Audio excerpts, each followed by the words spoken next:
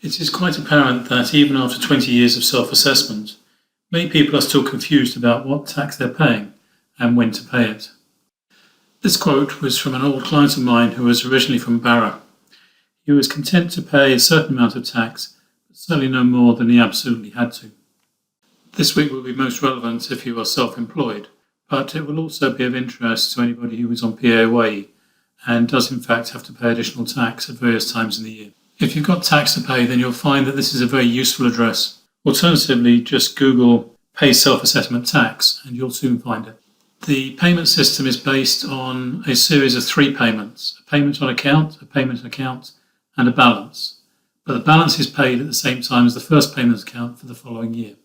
Here is an illustration of the payments over a 3-year period. And you will see that in January each year, you pay a balance and a payment on account. For simplicity, we have chosen accounting periods which coincide with the tax years, and you will see that the profits start at £20,000, then rise to 25 before falling back to 20.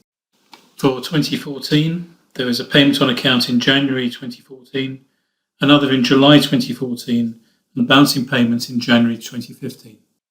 The payments on account are always half of the previous year's tax, so this same pattern is repeated for 2015. In our final year, the profits have gone down. The payments on account are still half of the previous year's tax, but now the balancing payment is a refund, which you will be paid when your tax return is submitted. So if this was you, then what would you now be paying? There'll be a balancing payment for 2015 of £5,000 plus a payment on account for 2016 of £12,500.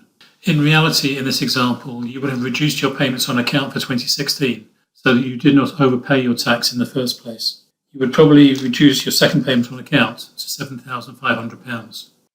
But what happens if you're late with your payments? They will attract interest, but they may also attract penalties, and these can be quite painful. But if you find that you cannot make the payment when it is due, then I would advise you to contact HMRC at an early date. They're a lot better these days at agreeing time to pay arrangements than they used to be, and can be quite helpful. But if things have got out of hand and you no longer feel capable of dealing with matters, then you know who to call. We are experienced in dealing with the HMRC dragons. I hope that you enjoyed our brief review of the tax payments under self-assessment. There's a lot more to take into account, and if you have any questions, please do not hesitate to get in touch with us. I'm Alan Long from the Long Partnership, making life less taxing.